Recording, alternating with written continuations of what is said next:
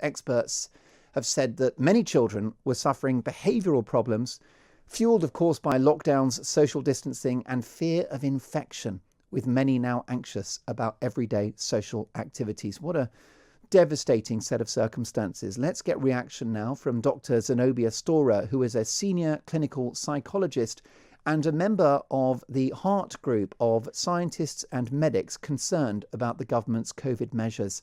Hi, Zenobia. Hi, Mark. So this is just the most awful news, and it has impacted a group in the population that face no serious threat from the virus itself.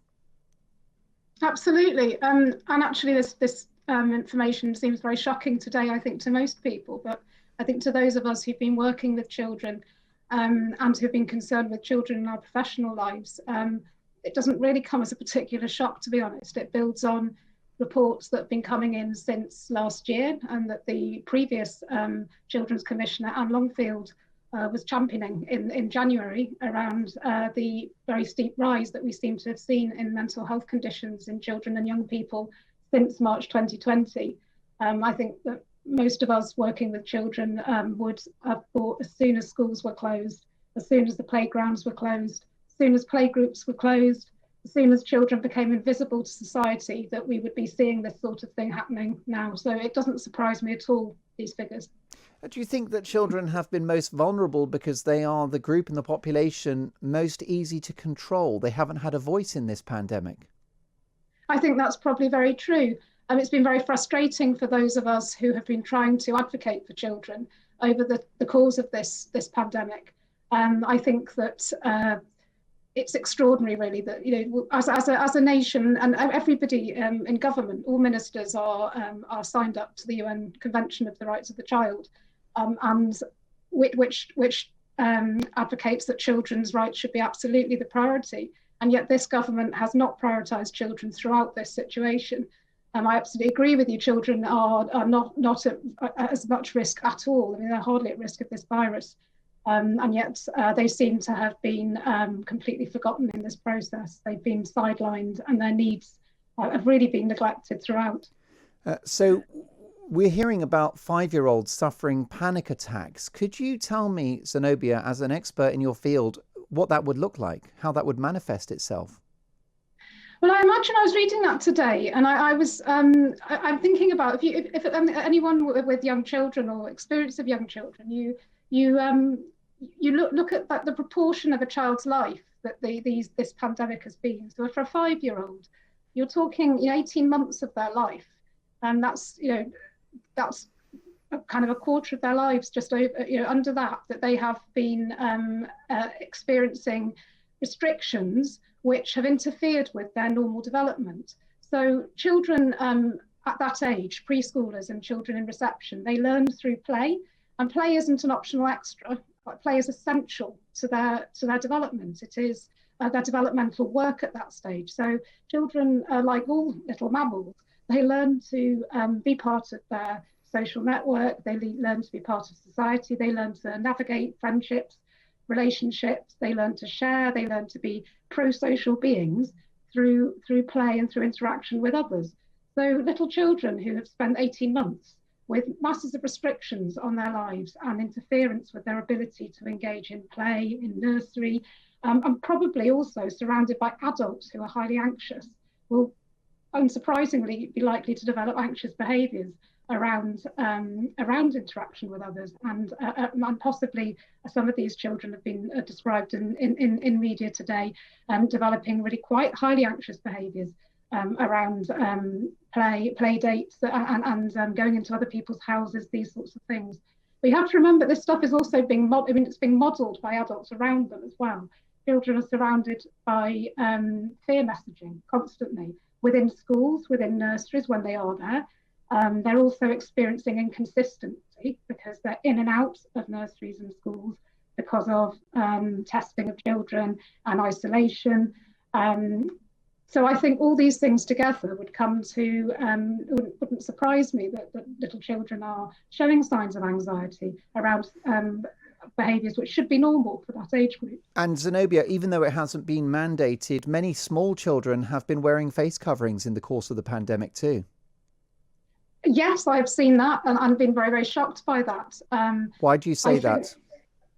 because small children need to, well, first of all, I think it's a right for small children to be able to breathe and play normally and without interference with those activities.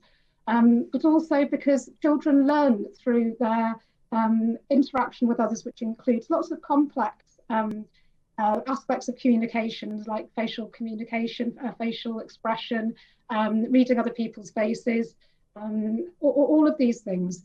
So I think if you put, it's not just the kind of physical aspect of putting a child in a face mask, which seems extraordinary, and children seeing their parents in face masks and teachers with either visors or face masks interfering with these things. It's the psychological impact.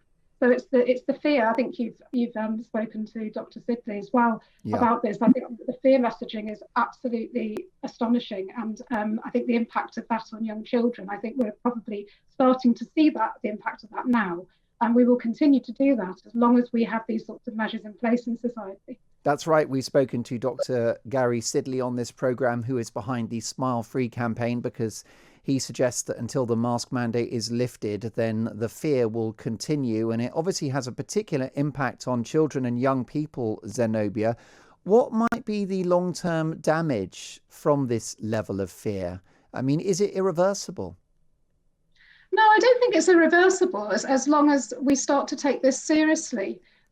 As a country, and as if our ministers and our government start to prioritise children and their needs, what the impact upon children could be, and then this concerns me with right the way through the children in schools. They're back in the adolescents who were freed apparently from their face masks a few weeks ago, and now mostly back in them, certainly in my area, Yeah. where the schools have effectively mandated them again.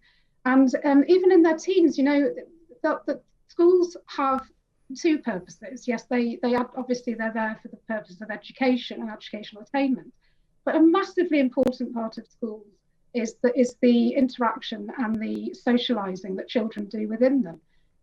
They learn to develop normal relationships. They learn to have the capacity for normal intimacy in their relationships. And this is what concerns me: is if children are being taught through very clear fear messaging of masks and other measures such as bubbling, and even, for example, in my one of my children's schools, they were banning pig and football at one point in a primary school. And you're thinking, what society has ever done that? What society has banned children from playing tig? This is how children learn. This is the means by which, it's not, as I said before, it's not trivial. This is what all mammals do to learn how to become adult and pro-social functioning adults. Zenobia, this is not language I'm qualified to use, but it is language you're qualified to use. Does any of this and what we've seen in the last 15 months border on child abuse? I would say so. I have felt that from the start. I felt that it's state-sponsored, it's state-mandated child abuse to interfere with children's normal activities. I mean, we have, the government is so fond of saying that it's following the science. Well, certainly from my perspective and in my field, decades of understanding and research about normal child development and the factors that children need to thrive have been thrown out of the window. And we've engaged in an extraordinary social experiment without the consent of the population and without any risk factors taken in at all. Our government has mandated certain practices. It has restricted children to be able to do the very things they need to do. And this seems to be utterly extraordinary for a society to treat its young like this. And we won't know the impact. We're starting to see that. I think, as I said at the beginning, I think most of us working in child health and in child development would have guessed this. It wasn't, and I think most parents with any imagination would have guessed this would be a problem. And now we're in a situation, as I said at the start, which doesn't surprise, with this number of children needing support. This government needs to change tack very, very fast, and children need to be the priority very, very fast. We need to scrap unnecessary and pointless testing of children in schools, I think, as a priority, because what children, you asked me what will make this better. Well, children need stability. They need to know that they can go to school and they will be in school. They need to know they can see their friends. They need to know they can see their grandparents. They need to know that these things are going to happen. Zenobia, thank you very much for joining us